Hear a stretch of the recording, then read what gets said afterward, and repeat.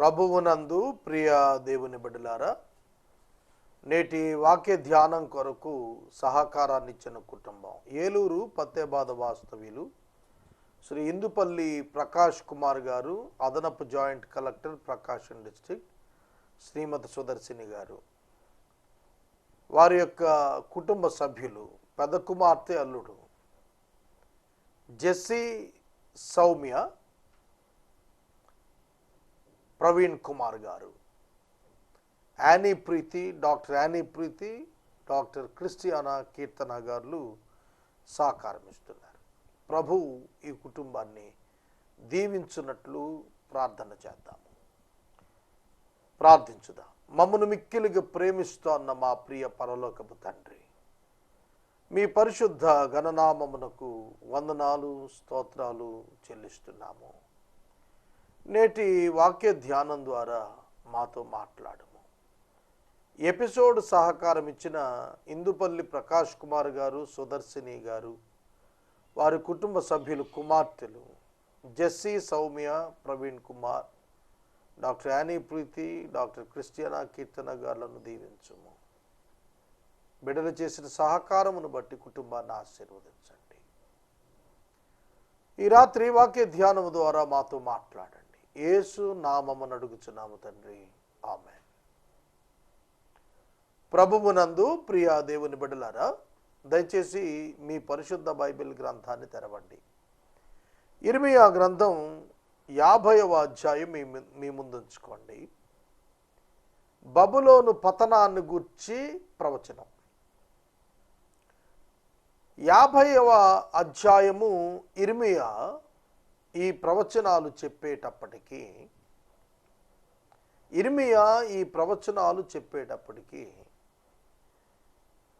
బబులోను చక్రవర్తి నెబుకద్నెజరు యూదా జనాంగాన్ని బబులోనుకు చెరకు తీసుకుని పోయాడు.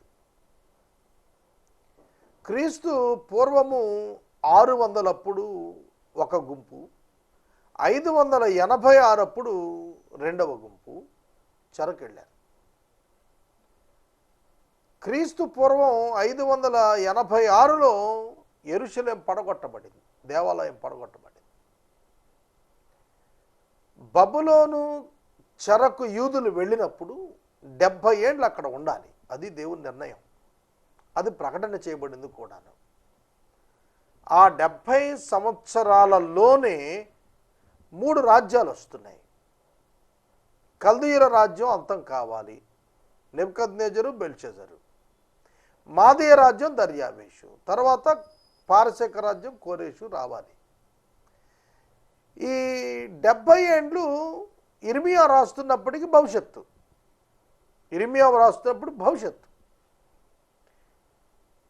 ప్రచండమైనటువంటి, ప్రభావవంతమైనటువంటి దిశగా బబులోను సామ్రాజ్యం వర్ధిల్లిపోతోంది. దానియేలు గ్రంథంలో మీరు చూస్తే నెబుకద్నెజరు తాను నిర్మించినటువంటి రాజనగరును చూచి పట్టణంలో, ఈ పట్టణాన్ని నేను నిర్మించానని హృదయంలో గర్వించాడట. అంటే అర్థం చేసుకోండి ఎంత గొప్ప రాజ్యం అది. అంత గొప్ప రాజ్యం ఎలా పతనమవుతోందో తెలియచేస్తూ దాని కారణాలను విశ్లేషించాడు ఈ ప్రవచనంలో. 7వ వచనం దగ్గర ఇవాళ వాక్యం ప్రారంభిస్తున్నాను. గత రాత్రి 3 నుండి 6 వచనాలు ధ్యానించాం. యేసే పరిష్కారంలో ఆనాటి చరిత్ర ఒక్కటే చెప్పి ఊరుకోవటం లేదు, అన్వయించుతూ ప్రస్తుత కాంటెంపరీ కండిషన్స్, ఇప్పుడున్న వాటిని బేరేజు వేస్తూ హెచ్చరికలు కూడా చేస్తున్నాను నేను. మీరు గమనించే ఉంటారు. అప్పుడు చరిత్ర అట్లా అయింది, ఇట్లా చరిత్ర అయింది. అప్పుడు చరిత్ర చెప్పుకుంటే ఏంటి ప్రయోజనం? ఆ చరిత్ర నుంచి ఏమి బుద్ధి నేర్చుకోవాలి మనం అనేది మనం తెలుసుకోవాలి. అది ప్రధానం. అవి దృష్టాంతములు. పాత నిబంధనలోని లేఖనములన్నీ దృష్టాంతాలుగా మనకు ఇవ్వబడ్డాయి, ఎగ్జాంపుల్స్గా ఇవ్వబడ్డాయి. న్యూ టెస్టిమెంట్ టైంలో మనం మన జీవితాన్ని బాగు చేసుకోవటానికి. కాబట్టి బబులోను ఎవరు, బబులోనికి ఎట్లా సంభవించింది, బబులోను ఎంత గొప్పది, బబులోను ఎంత ప్రభావం ఉంది, కానీ బబులోను ఎలా పాపం చేసింది, బబులోను ఎలా కూలిపోయింది అర్థమైతే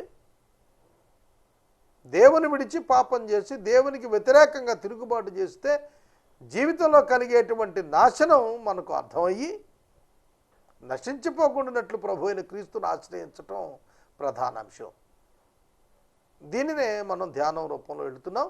7వ వచనాన్ని చదువుతాను. ఇశ్రాయేలు జనాంగం యోదావారిని గుర్చినటువంటి మాటలు కొనసాగింపన్నమాట. చదవండి. కనుగొన్న వారందరూ వారిని భక్షిస్తూ వచ్చారు.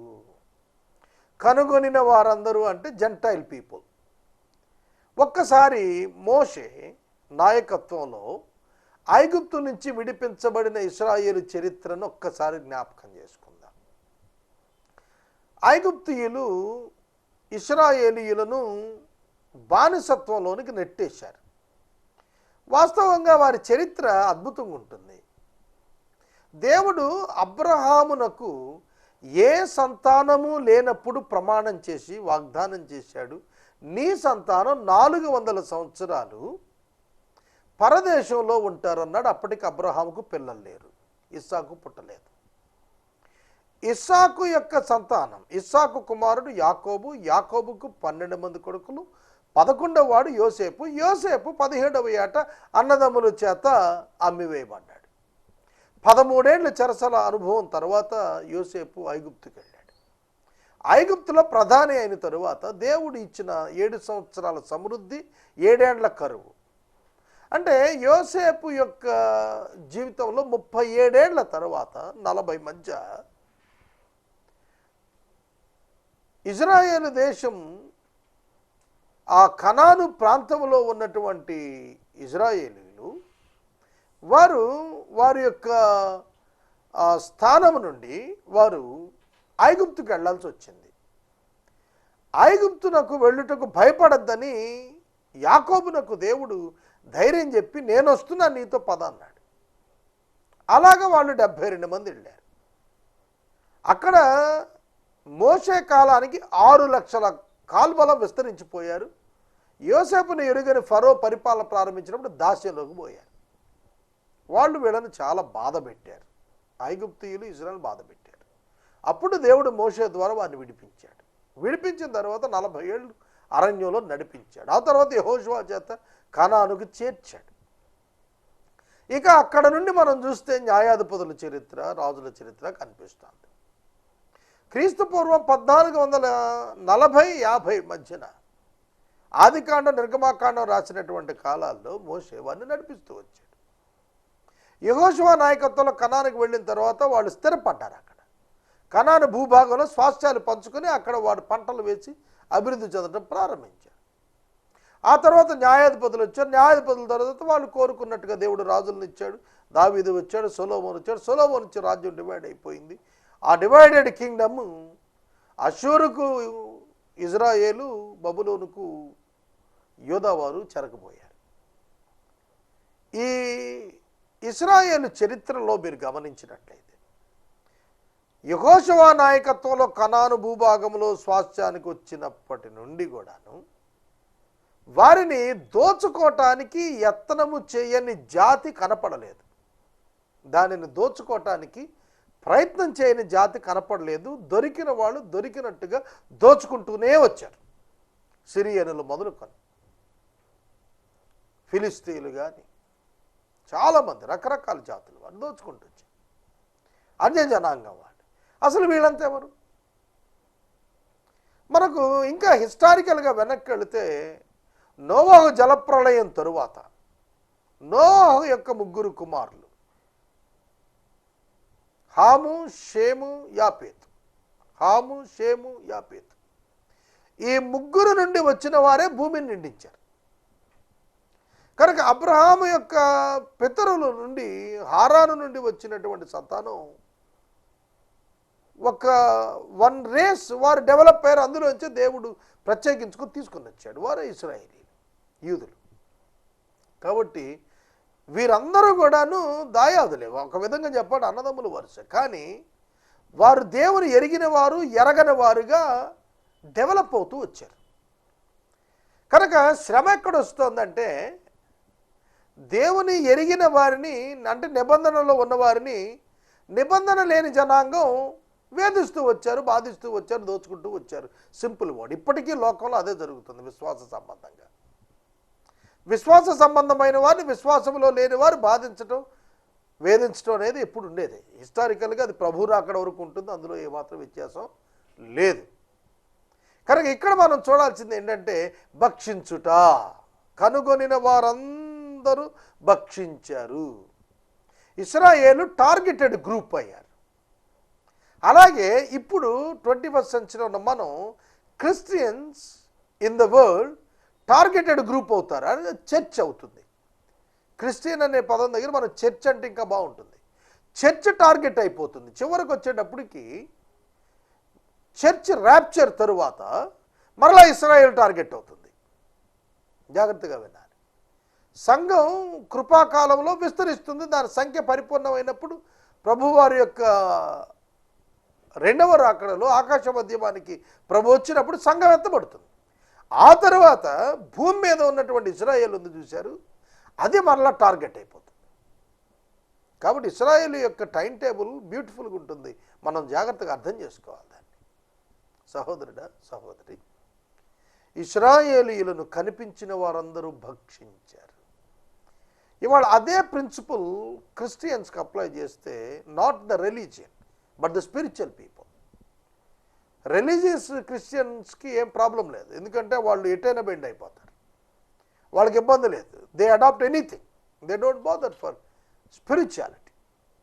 కనుక దాని విషయం లేదు. ఇప్పుడు క్రైస్తవుడు అని చెప్పుకుంటున్న ప్రపంచంలో ఉన్న క్రైస్తవులందరూ పరలోకానికి వెళ్ళిపోతారంటే తప్పు. క్రైస్తవుడని పేరు పెట్టుకుంటున్నారు కానీ చాలామంది అసలు రక్షణ పొందిన వారు ఉంటున్నారు. కొన్ని డినామినేషన్స్లో కొన్ని డాక్ట్రినల్ స్ట్రెంగ్త్ అండ్ మిషన్స్ చూస్తున్నప్పుడు we can't accept them because they did not accept the trinity. త్రిత్వాన్ని అంగీకరించరు.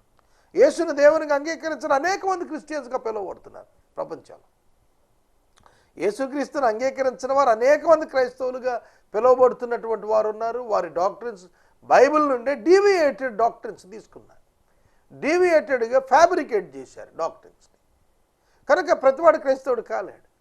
మారు మనసు పొంది రక్షించబడి యేసుక్రీస్తు ప్రభుని సొంత రక్షకునిగా స్వీకరించి యేసుక్రీస్తు ద్వారా దేవునితో సమాధానపరచబడి యేసుక్రీస్తు ప్రభువు కుమారునిగా త్రిత్వంలో అంగీకరించిన వాడు రైట్ డాక్ట్రిన్ ట్రూత్, అది దాన్ని వదిలిపెట్టేసిన వారు అనేక మంది సమాజంలో తయారవుతారు.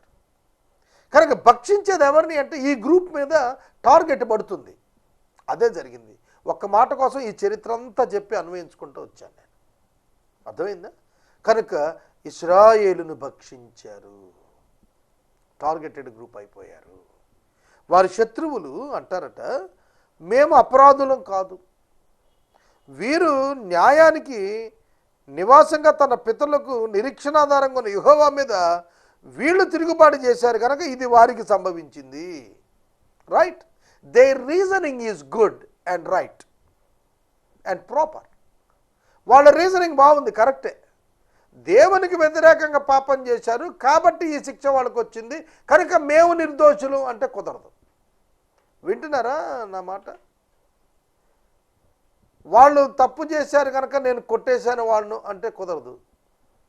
It's not your duty to punish others, it is the duty of the law of the government. ప్రభుత్వం లేదంటే చట్టం దాని పని చేస్తుంది, అంతేగాని నేనే న్యాయం చేతుల్లో తీసుకుంటానంటే ఎట్లా?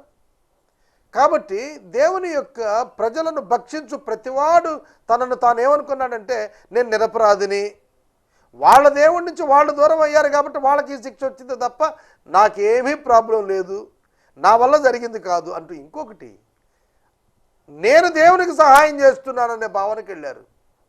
ఇది ప్రమాదం అండి.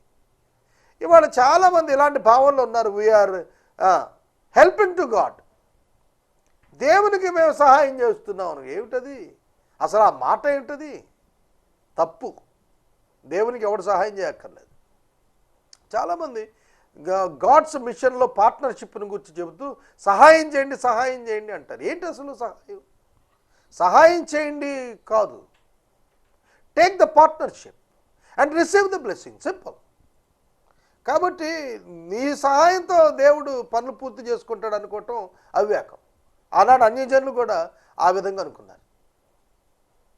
అవివేకం. దేవునికి సహాయం చేయటం ఏమిటండి? కనుక చాలామంది ఇటువంటి రాంగ్ నోషన్లో ఉన్నారు. ఆ రోజు ఉన్నారు, ఈ రోజు కూడా ఉన్నారు.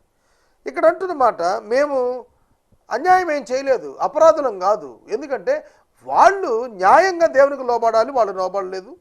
నిరీక్షణ ఆధారం వాళ్ళకి దేవుడు, కానీ దేవుణ్ణి వాళ్ళు తిరుగుబాటు చేశారు, కాబట్టి వారికి అలా సంభవించింది, కాబట్టి మేము నిర్దోషులం. అట్లా కుదరదు.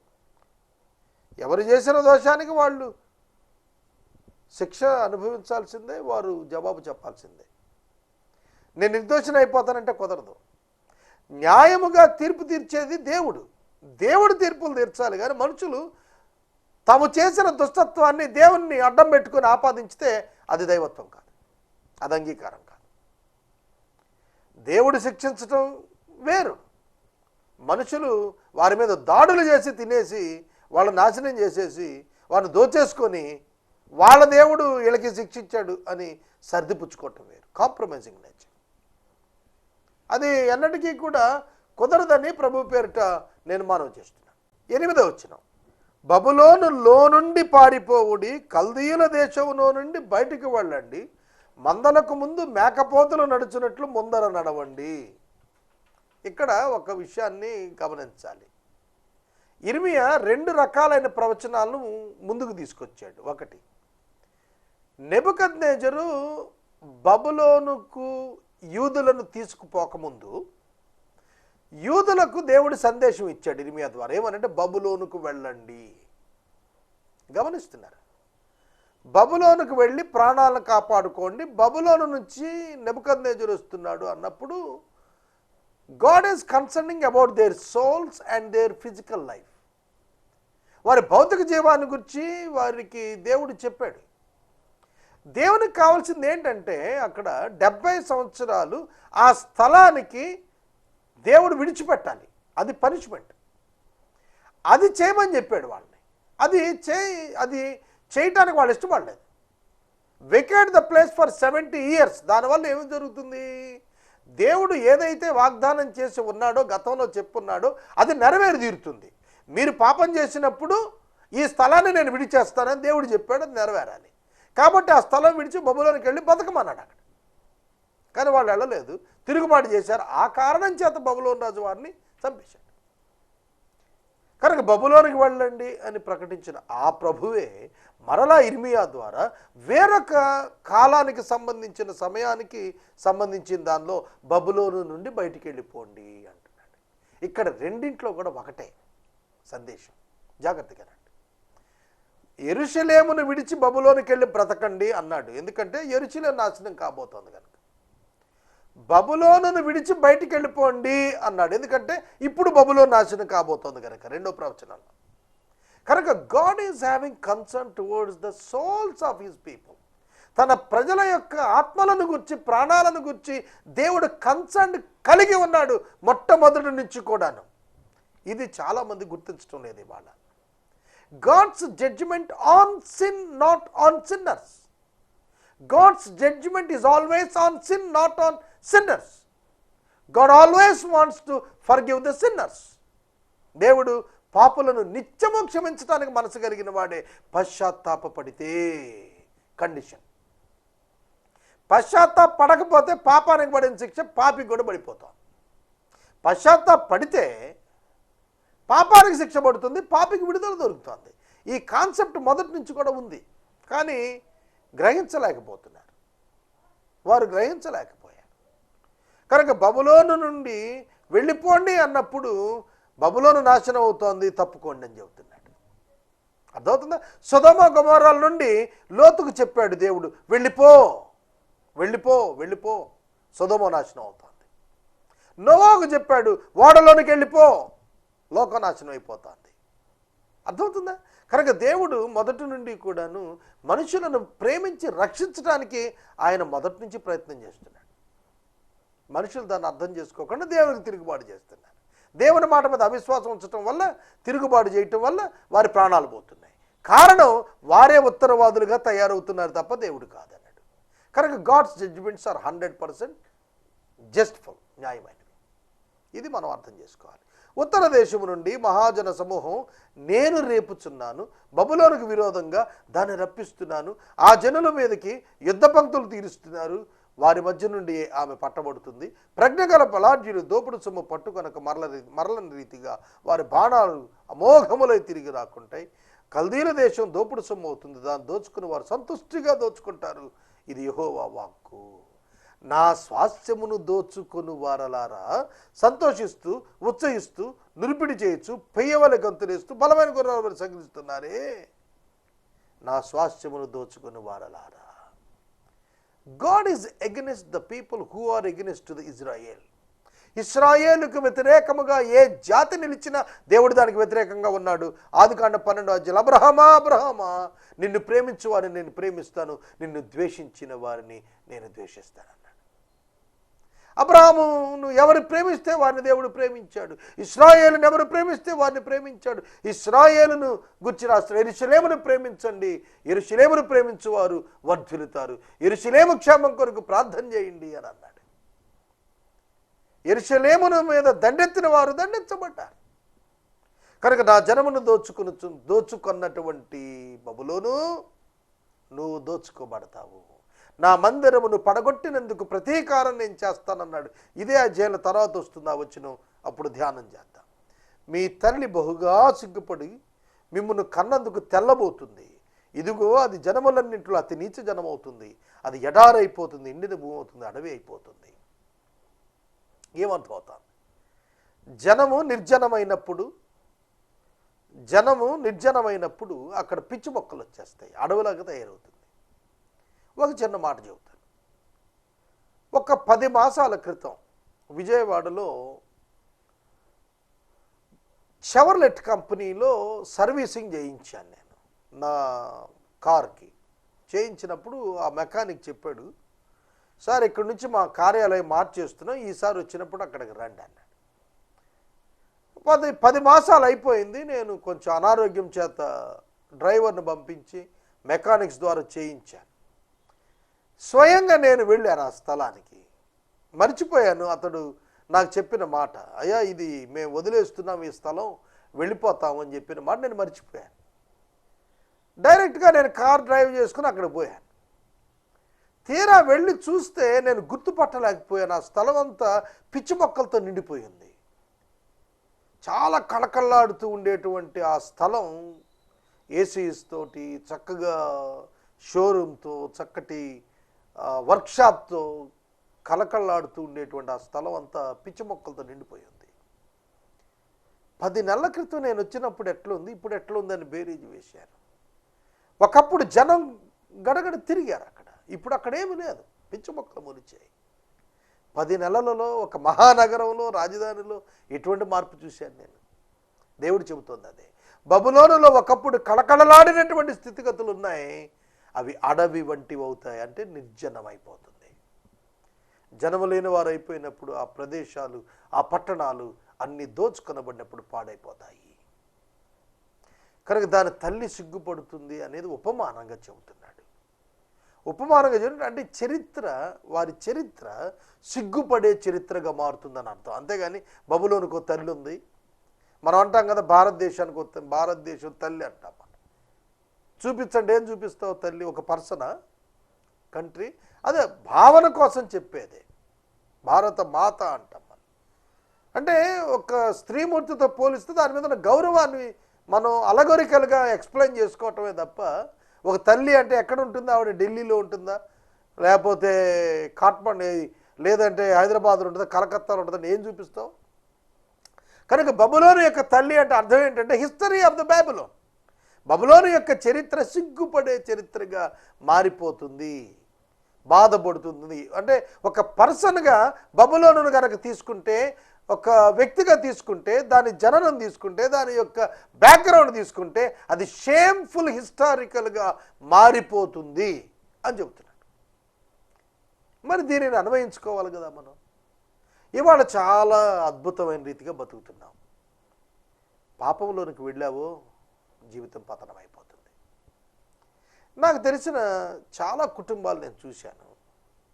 ఒకప్పుడు 2 జనరేషన్స్ క్రితం అవి ప్రభావంతో వెలిగినటువంటి కుటుంబాలు, వారి ఇంట చేయగలిగిన వారు, లేదా వారి ఇంట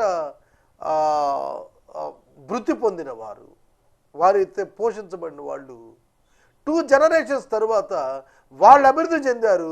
పోషణ ఇచ్చిన వారి యొక్క జనరేషన్స్ పతనం అయిపోయి చేతులు దాచిన పరిస్థితిలో ఉన్నారు. దీన్ని తెలుగులో సామెత ఉంది, బళ్ళు ఓడలు అయిపోతాయి, వాళ్ళ బళ్ళు అయిపోతాయని. తెలుగు సామెత పక్కన పెడదాం. పాపము కారణము చేత ప్రభావాన్ని పోగొట్టుకున్న అన్య జనాంగము యొక్క దేశాలను గురించి చాలా తేటగా బైబిల్ గ్రంథం సెలవిస్తోంది. బుద్ధిని ఉందవద్దా? దేవుడు మనకిచ్చిన ఈ ప్రభావవంతమైన జీవితాన్ని పాపం చేత పోగొట్టుకుందామా? కనుక పాపము అవమానం వైపు తీసుకెళ్తుంది.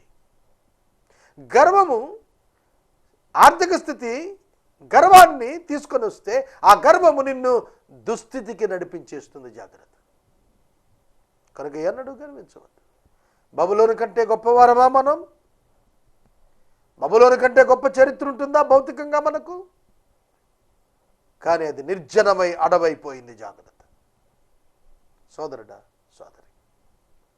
దేవుని యొక్క వాక్యము పాపాన్ని ఖండిస్తోంది, పాపిని హెచ్చరిక చేస్తుంది, పశ్చాత్తాపడమని అవకాశాన్ని ఇస్తోంది. ప్రభువు చేత నిత్య జీవం వాగ్దానంగా నిలిచే ఉంది.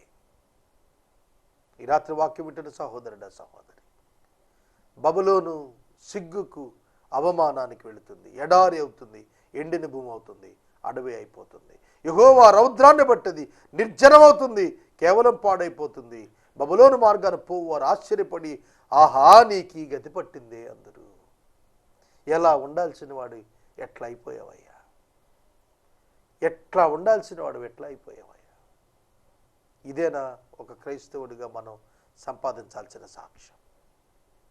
పరీక్షించుకుందాం. ఈ రాత్రికాలపు వాక్య భాగానికి సహకారము ఇచ్చినటువంటి కుటుంబము ఏలూరు పతేబాద నివాసితులు Shri Indupalli Prakash Kumar garu, additional joint collector Prakasam district and joint collector incharge, Shrimati Sudarshini garu, కుమార్తె అల్లుడు జెస్సీ సౌమ్య ప్రవీణ్ కుమార్, కుమార్తెలు doctor Annie Preethi, doctor Christiana Keerthana సహకారం ఇస్తున్నారు. దేవుడు ఈ కుటుంబాన్ని దీవించినట్లుగా ప్రార్థన చేద్దాం. మనము ఇంతవరకు దైవ సేవకులు కారుపాటి శ్యామ్ సాగర్ గారి ద్వారా ఇర్మియా గ్రంథమును ధ్యానం చేసుకున్నాం. ఈ కార్యక్రమం ద్వారా మీరు పొందుకొనుచున్న ఆత్మీయ మేలులు ఒక ఉత్తరం ద్వారా మాకు తెలియచేయండి. మీ ప్రార్థనా మనవులు మాకు తెలియచేస్తే ఏసే పరిష్కారం కార్యాలయంలో ఏర్పాటు చేసిన ప్రత్యేక ప్రార్థనా శిబిరంలో మీ కొరకు ప్రార్థిస్తాం. మీ కుటుంబ పక్షముగా ఒక ఎపిసోడ్ ప్రసారం చేయాలనుకునేవారు మాకు తెలియచేస్తే మా సిబ్బంది మీ గృహాలను దర్శిస్తారు. ముగింపు ప్రార్థన ఆశీర్వాదాలతో ఈ కార్యక్రమాన్ని ముగించుకుందాం. ప్రార్థన చేద్దాం. మమ్మల్ని మిక్కిలిగా ప్రేమిస్తున్న మా ప్రియ పరలోకపు తండ్రి, బైబిల్ చరిత్ర మా జీవితాల్లో పాపాన్ని విసర్జించమని ఆజ్ఞాపిస్తుంది. పాపము కారణంగా ప్రభావము ఎట్లా పోతుందో ఈ కాబోదుగా మారిన ఏలీ సంతానం వలె కాకుండానట్లు సహాయం చేయండి. ఏలీ అనగా ప్రభు ఎత్తైన గొప్ప కండిషన్, దాని నుండి పడిపోయారు. ఫిలిస్తీన్లు మందసాన్ని పట్టుకుపోయారు. అలాగున నేటి క్రైస్తవుల జీవితాలు మారకుండా సహాయం చేయండి. పాపమును లక్ష్యము చేయక ప్రభు జాగ్రత్త పడుటకు కృప చూపించండి. సంఘాలను నాయన పురికొల్పండి, మేల్కొల్పండి. మీ రాకడ కొరకు సంఘాలను సిద్ధం చేసే నాయన బాధ్యత కలిగిన సేవకులను లేవనెత్తండి ప్రభు. అబద్ధ బోధలను ప్రభు ఖండించమని ప్రార్థిస్తున్నాం. వారి చేతులలో చిక్కిపోయిన బలహీనమైన గొర్రెలను విడిపించమని ప్రార్థిస్తున్నాం. నేటి వాక్య ధ్యానానికి సహకారం ఇచ్చిన ప్రకాష్ కుమార్ గారిని, సుదర్శిని గారిని, వారి కుటుంబ సభ్యులను దీవించమని యేసు నామమున అడుగుచున్నాం తండ్రి, ఆమేన్. తండ్రి అయిన దేవుని ప్రేమ, కుమారుడైన యేసయ్య కృప, పరిశుద్ధాత్మని యొక్క అన్యోన్య సహవాసం సదాకాలం మనందరికీ తోడైనను గాక.